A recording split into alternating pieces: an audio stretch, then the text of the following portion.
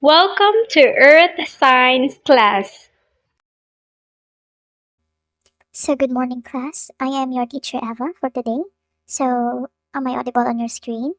Okay, thank you very much. So, before we start our lesson for today, let's have a game. This game can be called telepathy game.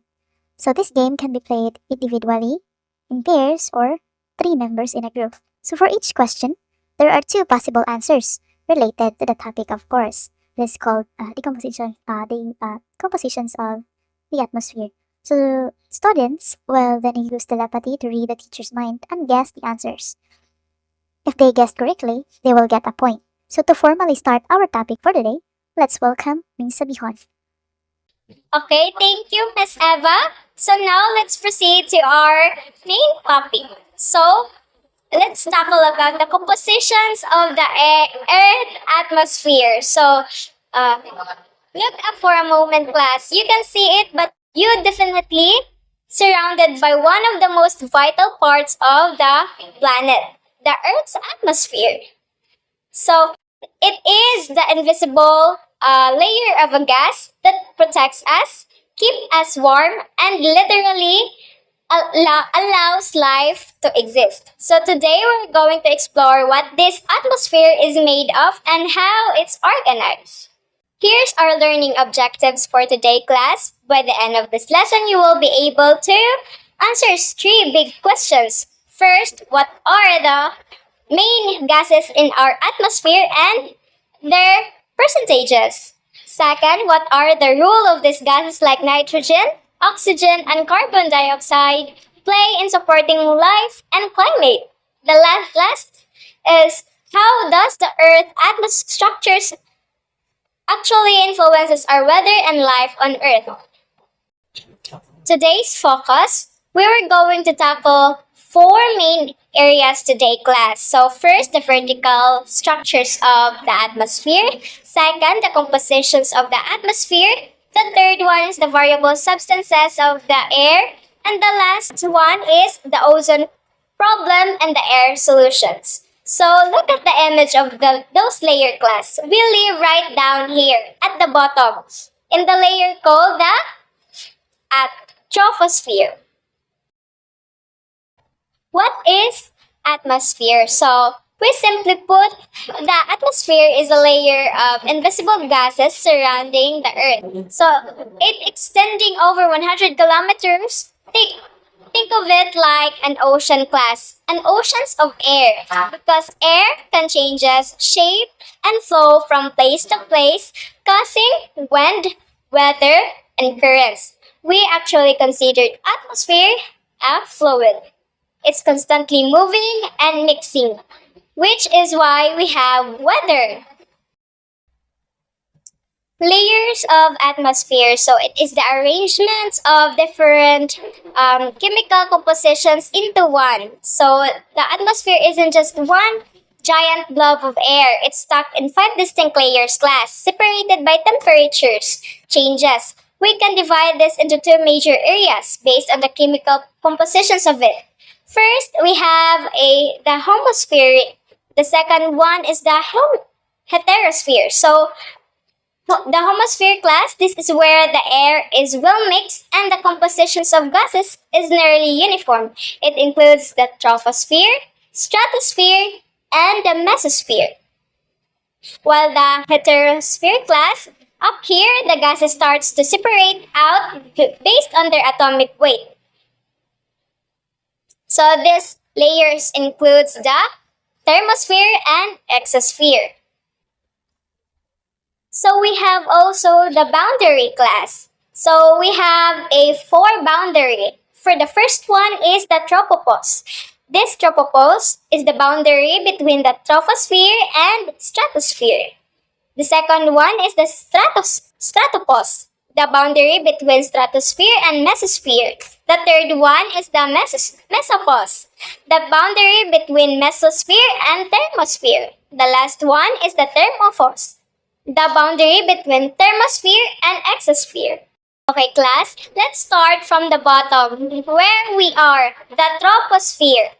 It's the weather sphere. This is where all the weather happens. The clouds, winds, rain, and storms. It only extends to about 8 to 15 kilometers high, but it holds most of the air mass. So as you go up in the troposphere class, the temperature decreases at a rate of about 6.5 degrees Celsius per kilometer. That's why mountains are cold. So one of the example of this is the Mount Fuji. That's why we can see a snow at the top of the mountain. Next up is the stratosphere. In this layer, it extends up to about 50 kilometer. You'll notice here there is a very little turbulence or air mixing. So commercial jet planes often fly in the lower or the upper part to get a smoother ride. So unlike the troposphere class, the temperature here actually increases as you go up. Why? It's because of the ozone layer, which is concentrated here. So the ozone absorbs harmful, burning ultraviolet radiation from the sun, and that absorption generates heat. So this ozone shield is absolutely critical. Without it, all life on Earth would die. Above the stratosphere, from 50 kilometer to 85 kilometer, is the mesosphere. This is the coldest layer with temperature dropping to around negative 90 degrees Celsius at the top. The region known as the mesopause. It acts as our protective shields against space debris. When meteoroids enter the atmosphere, they burned up due to the fractions in the mesosphere, creating the shooting stars you see at night.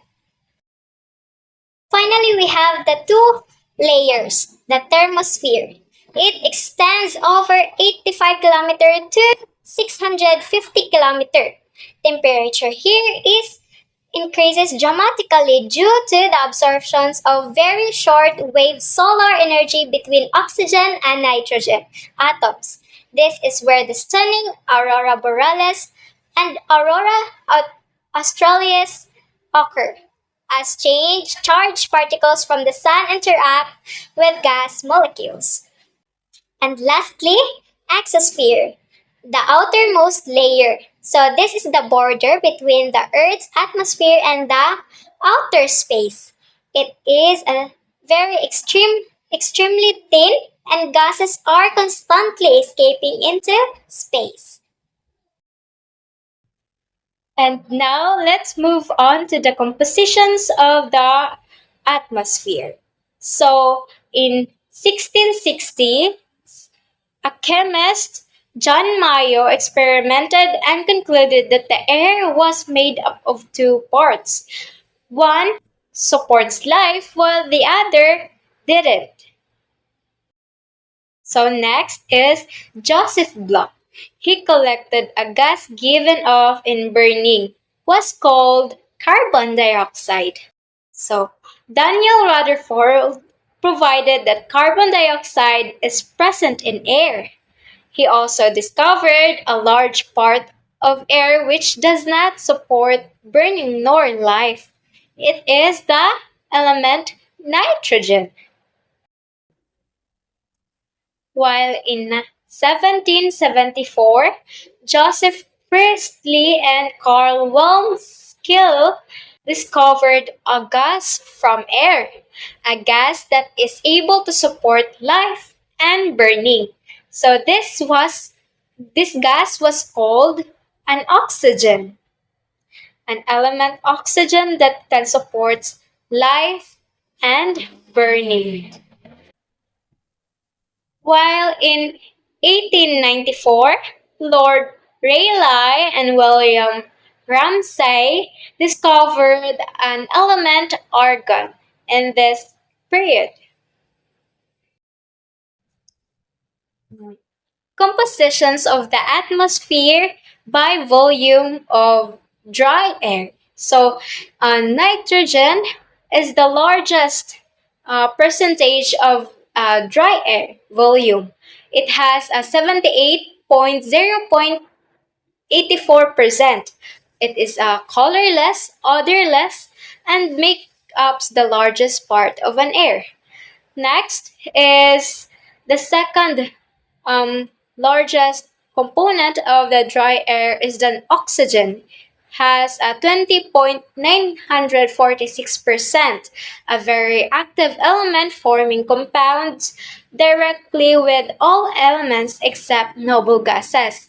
The third one is the argon, 0.934%, colorless and odorless, 30 times more plentiful than carbon dioxide in air.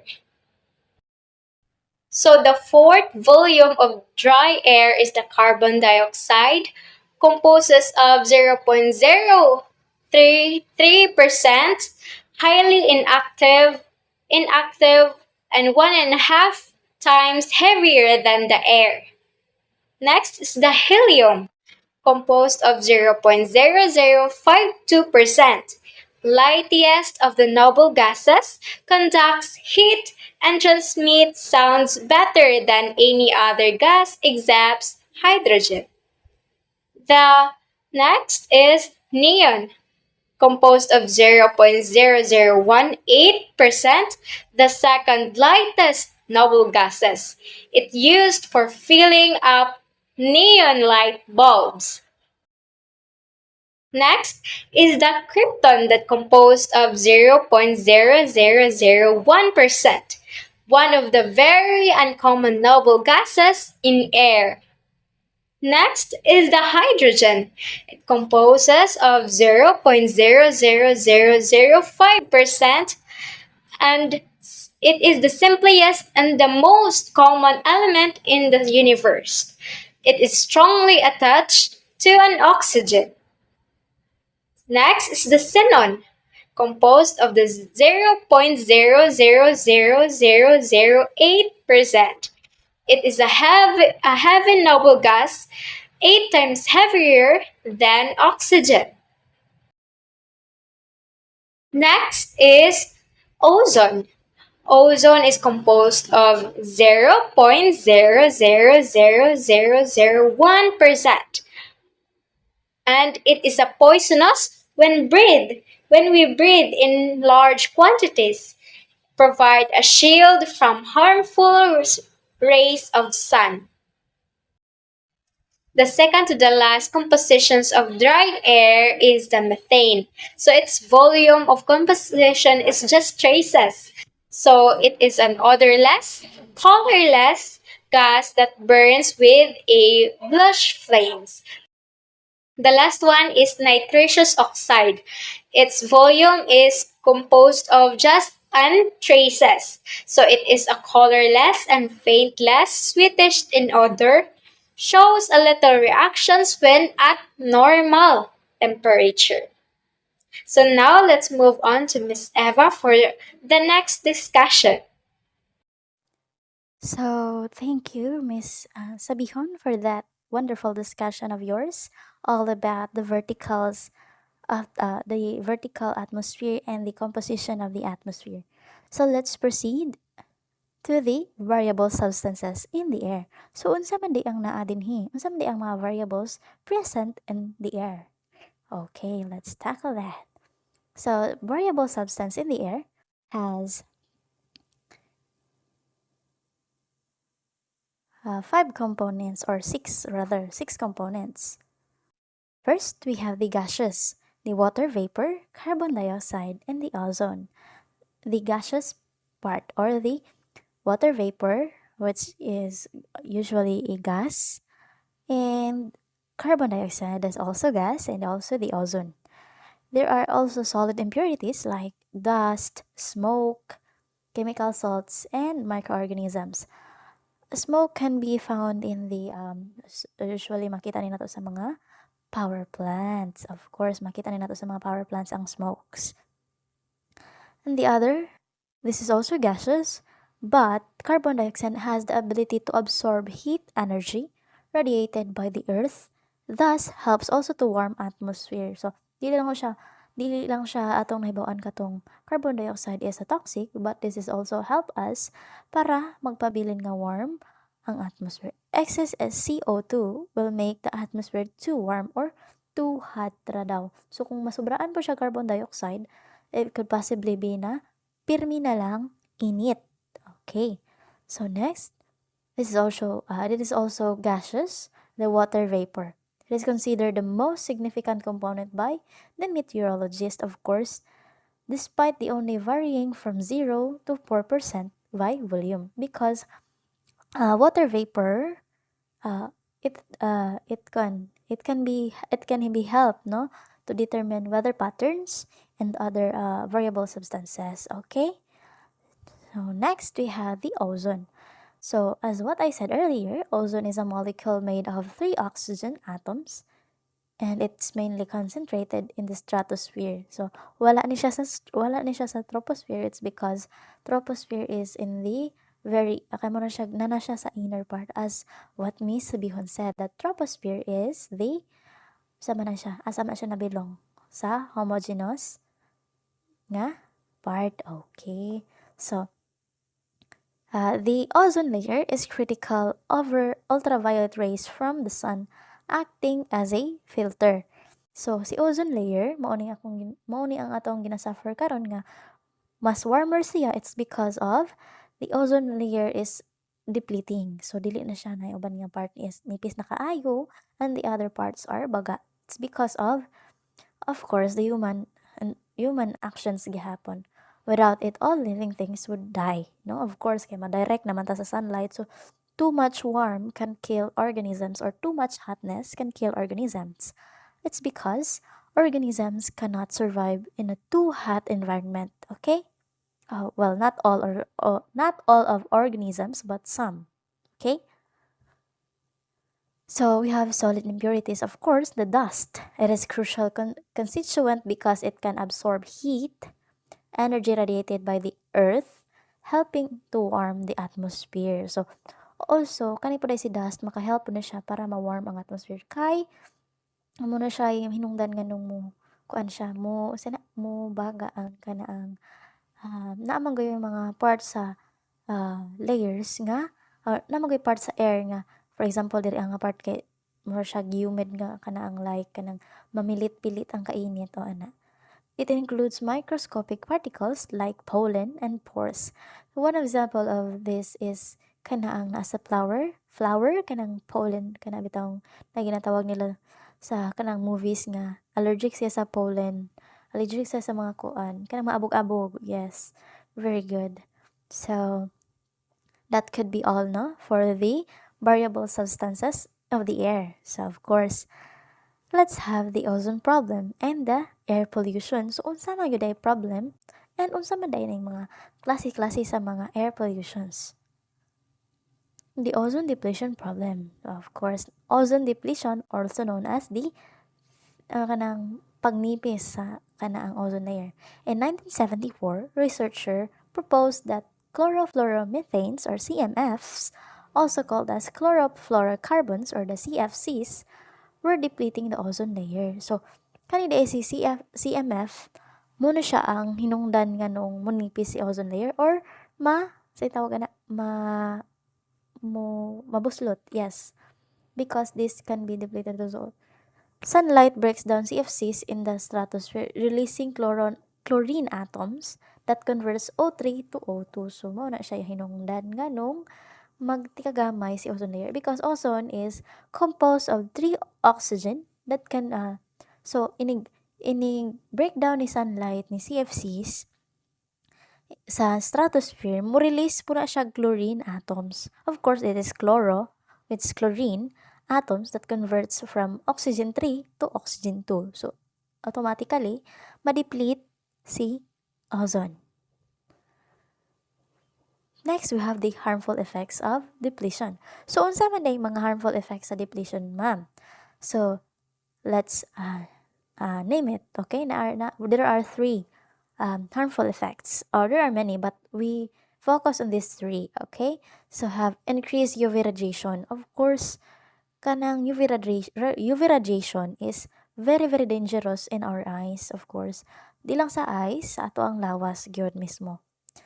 And the other is the risk of skin cancer, because too much kana ang heat, this can be for example kanang sa mga western countries bitaw, no, other peoples are prone to skin cancer kay mura sila ay kana bitong swerte na lang kay tas mga Filipinos because we are rich in melanin, no?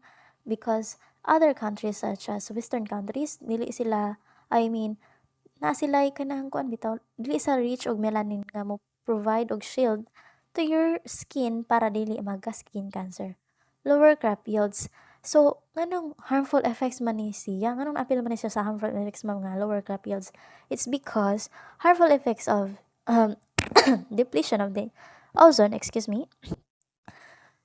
If mag-lower ang crop yields, of course, wala na kaunon ang mga tao. Of course, kung mag-droughting season ganing, di ba makabantay mo nga gamay ra ang mga supplies in terms of mga kanang gulay or mga bugas. It's because droughting season can affect, no, to our, of course, our kanaang living, daily living. If wala na tay kanon, of course, someday taman kuan man jud ta, no, ngita man gyud tag pangaunon. Pero as ug magpadayon si depletion, ang effect sa depletion class, it could be possible nga naay kana bitong makuan mo kanang mahurot ang mga supplies due to droughting seasons. So, air pollution. So, unsa man gyud ay ni si air pollution? Ay contamination of air by pollutants. So, name daw kuno be unsa man ang mga nahibaw ninyo mga ni-produce og air pollution. Okay, very good. Kanang aso sa sakyanan. Primary source is burning fossil fuels or gasoline, of course, kanang nasa sakyanan, or kanang magsunog og plastic. Yes, of course. Oil and coal.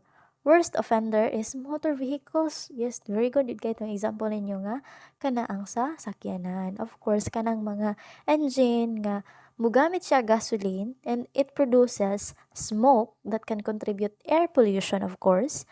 We have the pollutants. Unsa man day ang mga components ani ni pollutants or unsa man day ni siya made of. Nga kanang unsa man day ang mga element ang naa ani niya.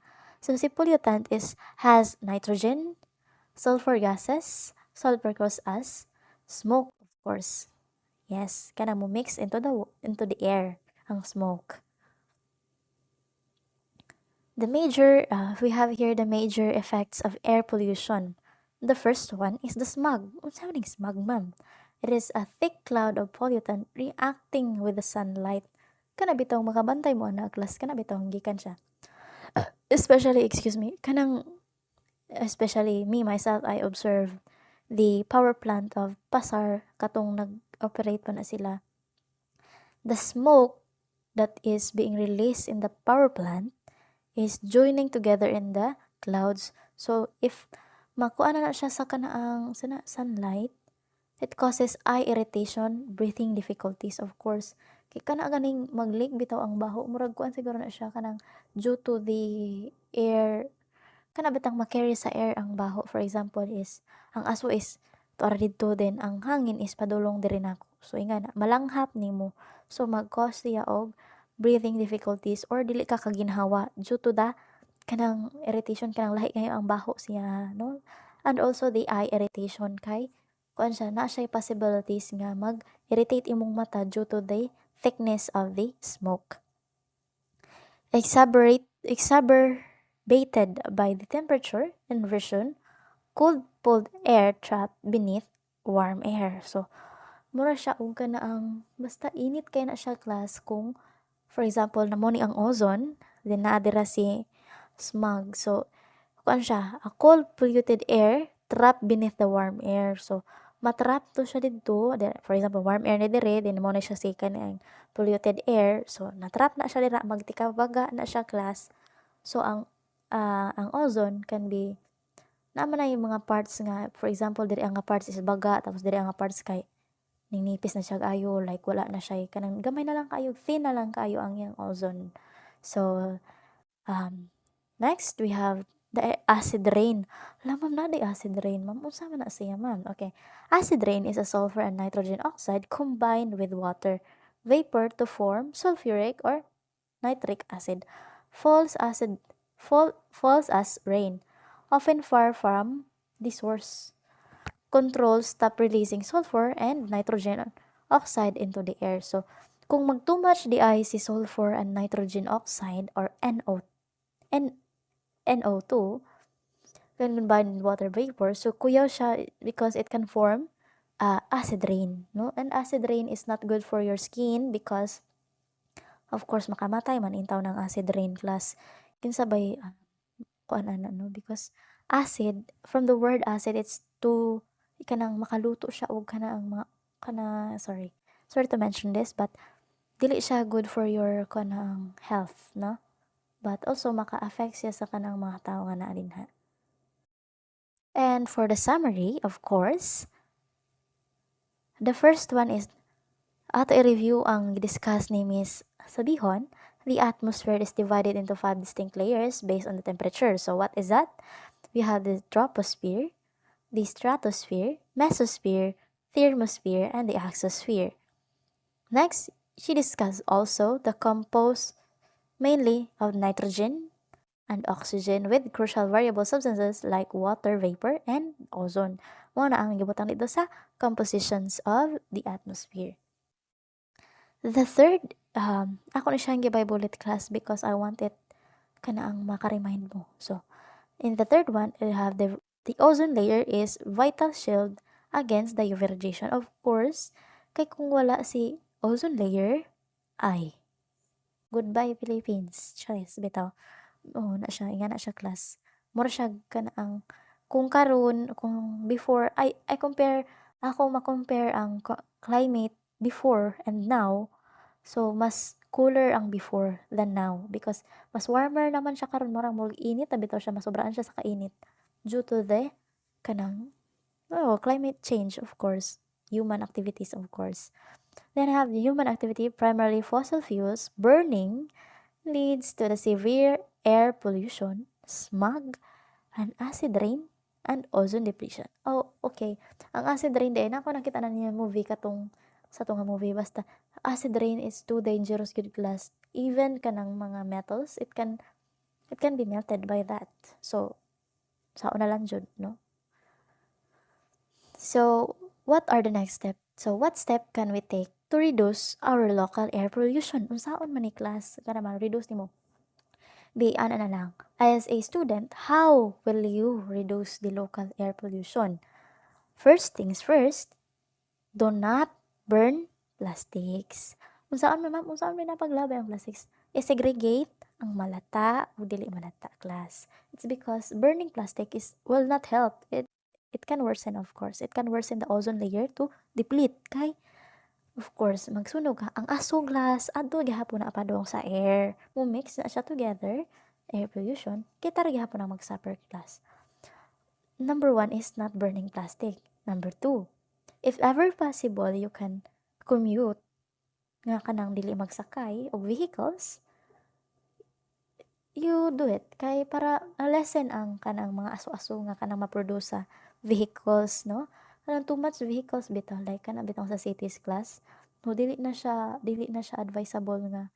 I mean, wala man tayo mahimo because it's modern world, diba? So, as far as I know, as a student, nga atong malikyan, unsaon, is, kung duo lang ang balay, dili na magsakay class. Magbaktas na lang class para makales.